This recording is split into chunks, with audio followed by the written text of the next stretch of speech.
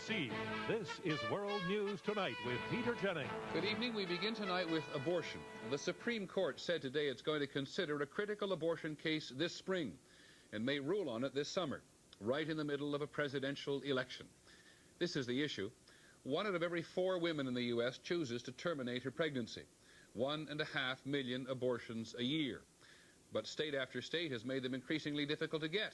Today, the Supreme Court agreed to review one of the most restrictive abortion laws in the nation, Pennsylvania's. Here's our law correspondent, Tim O'Brien. At clinics like this one in Pennsylvania, abortions are still legal, but for many women, they are difficult to obtain because of the state's restrictive abortion law.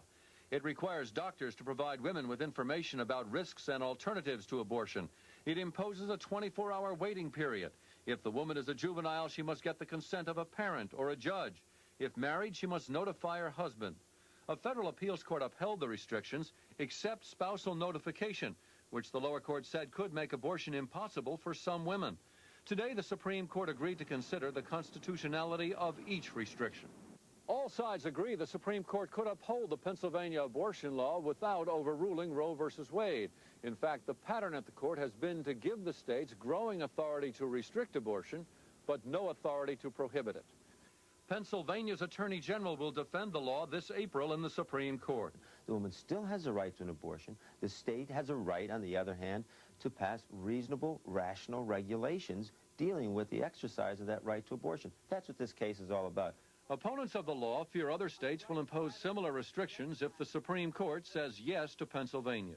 Anything short of a resounding reaffirmation of Roe v. Wade will mean that for the first time in our history, a fundamental constitutional right will have been taken away. In 1973, a 7-justice majority did say in Roe v. Wade that abortion is a fundamental right. But 6 of those justices have since retired, all replaced by more conservative justices. Both sides want the court to decide if the right to an abortion is still fundamental. But the court hinted today it may try to decide this case on more narrow ground. Tim O'Brien, ABC News, Washington. As we said, no matter what the court may decide on abortion, its ruling will almost certainly become a centerpiece of debate in the fall election campaigns, which is why the activists on both sides of the issue were out in force today. Here's ABC's John Martin.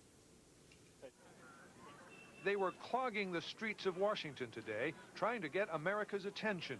Come on, pro-choice, come! They need help! Supporters of abortion rights were trying to keep opponents from blocking entrances to abortion clinics. Beyond the streets, both sides are maneuvering politically. With women's lives at stake, the question in 1992 is who decides, politicians or women and their families? These new television ads from the abortion rights movement offer an answer. President Bush, America is pro-choice, and in America, it's the people, not the politicians, who decide. Opponents of abortion rights are ready too. Pro-life forces will turn out in great numbers to vote for President Bush. But Republican strategists worry that President Bush could lose voters because he opposes abortion. All the Democratic candidates favor abortion rights. Even though the economy looks like the dominant issue, in a tight race, abortion could be decisive. These 5 states, California, Texas, Florida, Illinois, and New York, are all considered to favor abortion rights. They have 166 electoral votes, 2/3 of what's needed to win the election. Democrats say they hope the court does not eliminate the right to abortion. I hope the Supreme Court doesn't do it, but if they do, it'll be a bigger issue in this campaign. And there's been no more cynical decision by the president than the issue of choice. And now that particular issue is going to come back to haunt him. Since the court will probably announce its decision this summer, abortion rights will be getting a lot of attention just as the political conventions get underway. John Martin, ABC News, Washington.